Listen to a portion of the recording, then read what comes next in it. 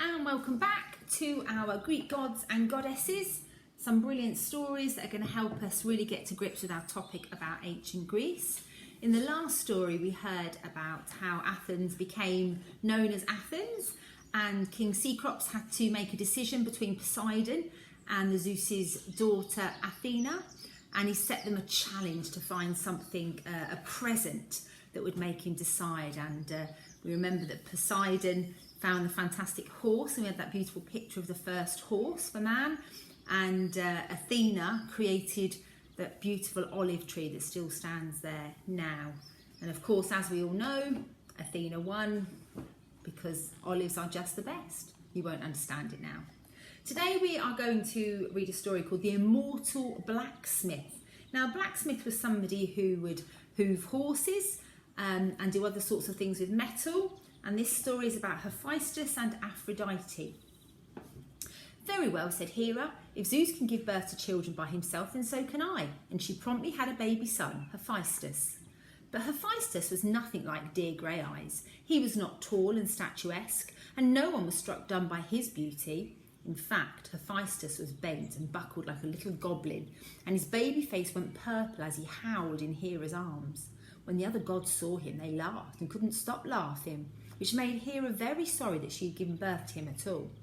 When he was a little older, Happhaestus was allowed to wait at the table in the cloudy citadel, but his dreadful limp and natural clumsiness meant that he often dropped the plates or spilt the food, and then the gods and goddesses laughed till they choked at Happhaestus the bungler, Happhaestus the clodhopper. One day, as Happhaestus hurried to fill his mother's cup, he tripped and spilt wine on her from head to toe. The assembled gods roared with laughter, but Hera grabbed her clumsy child by the left leg and hurled him out of the window of heaven. Gosh, that's a little bit extreme. You might need to be careful. All day long he fell, head over heels, his screams silenced by the rush of the wind past his face. Down he fell towards the bright glass mirror of the sea, which he smashed to fragments with his ugliness. Down he plunged where the rays flew and the sun rays faded to darkness, and there the sea nymphs swam to catch him in their arms. Down where volcanoes warmed and lit the sea, among gardens of coral, they made a home for Happhaestus, not minding his ugliness or comparing him with anyone more beautiful. They prized him for his lovable nature and his clever hands. At the volcano furnaces, the mermen taught him the arts of metalwork, forging wonderful things from the broken treasures of sunken ships. Copper and iron, gold and bronze he forged until he was more skilled than his teachers, more masterly than any craftsman. He made lighthouses of bronze and tripods which would walk, made magic armour which could never be pierced by sword or arrow. He made cauldrons which needed no fire to heat, and horseshoes for the seahorses.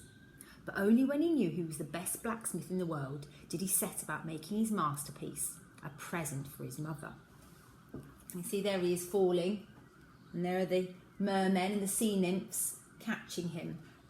He made her a chair worthy of none but a queen, and a queen of queens at that. It was an exquisite throne of unsurpassed beauty. Its feet were lion paws, its back like pipes of Pan surmounted by huge wings.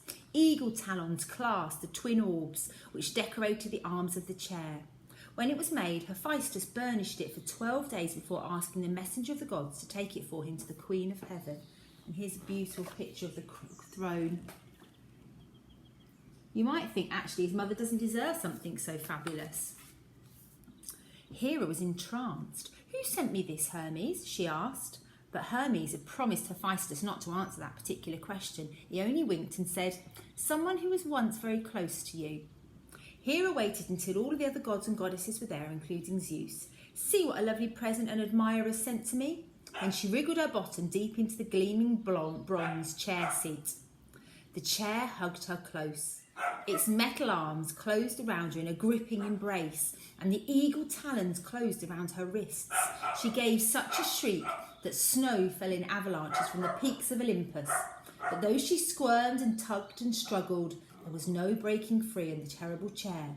The gods and goddesses looked on, dumbfounded.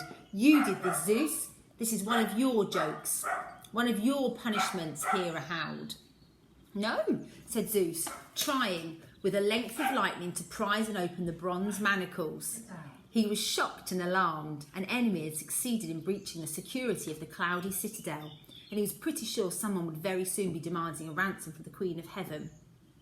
You'll have to excuse the barking. Frank wasn't quite happy with my story. Very soon someone did. Happhaestus, his face soot black from the forges under the sea, came striding up the slopes of Olympus, Blacksmith's hammer in his hand. He went in and stood in front of the bronze throne in front of his mother. "You scorned me," he said, jabbing a grubby finger in her face. "You gave life to me, then did not like what you made, so you threw me away. Even the mothers of mortals don't do that. The mortal women on earth are better mothers than you were to me. Well, I have come back for the love that you owe me. And since you cannot love me as a son, I need a wife who will love me as a husband." "A wife? A wife? Yes. Zeus, give him a wife, quickly, the chair. Zeus, do as he says." "I do not just want any wife," said Happhaestus. "I want a very particular wife." "Who?" The bronze beneath Hera's thighs was growing uncomfortably hot. Happhaestus' eyes were shining. "I saw her one day as I worked at my forge. I saw her on the day she was born. She took her life out of the sea's white foam, and a seashell carried her ashore like a fairy chariot. She was wearing nothing but a cloak of golden hair, and her lips were as red as coral. That is the goddess I shall marry. She is the picture of love. She is Aphrodite."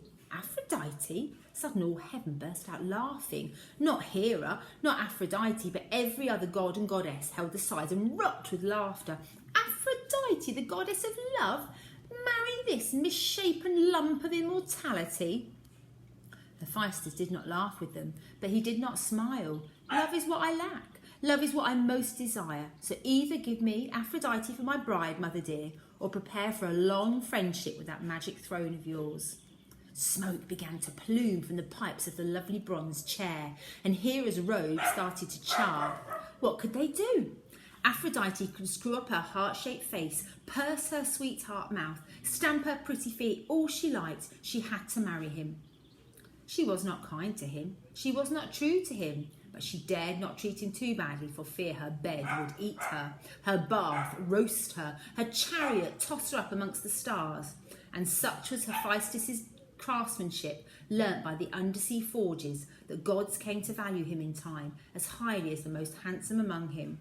He built them palaces of matchless splendour, whose turrets sometimes catch the evening sun, and made the world catch its breath.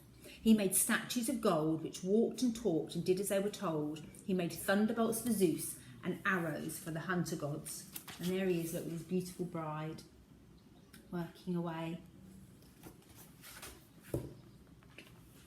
He spends little time in the cloudy citadel now, because his forges are all in the volcanoes of the earth and sea. His assistants are the fallen troops of the Titan army flung down into the deepest parts of the earth when Zeus took control of heaven. They are hideous, each with one single eye and filthy from their work. Still, Happhaestus finds them more pleasant than the gods. The Cyclops care nothing about fire and friendship and work and the beauty of things they craft with their gnarled leathery hands. They care nothing but fire and friendship. I thought that didn't make much sense. They care nothing but fire and friendship and work and the beauty of the craft they make with their hands. When Happhaestus tells jokes, their laughter echoes around the craters and the caverns. They gave him their love and labour and utter devotion as master craftsmen of the world, which is more than could be said for Aphrodite. Even so, the gods no longer snigger at the mention of Happhaestus, the immortal blacksmith. Zeus needs his thunderbolts. Artemis needs the arrows. When Zeus fell in love with Princess Europa and gave her the island of Crete for a home, he asked Happhaestus to cast a giant of brass to guide the island. Now, if any stranger tries to land, they're met by Talos, with his bronze arms spread wide to hug them close to his chest. And when he has hold of them, Talos starts to glow red hot till the strangers fall from his grasp in a shower of ashes. Hermes drew his sword. The monster Argus appeared to be asleep from end to end. Still, to be sure, he said, Zeus setting Talos to guard Crete was rather like Hera setting you to guard this little white calf, wasn't it? All at once, 100 green eyes flashed open and their monster lurched on its haunches. Its tail swirled round like an unfordable river and bared its teeth at Hermes in a most disagreeable way. The messenger of the gods retreated and began another story. So that was quite a sad story about Happhaestus and Aphrodite. And with her being the goddess of love, you would have thought that she would have a really lovely marriage and someone that she really adored. So that made me feel a little bit sad. But it's a myth. So, okay, the next story, if you tune in, is called Twin Eagles, and it's a story about Artemis and Apollo. See you next time, and hopefully a bit less Frank barking.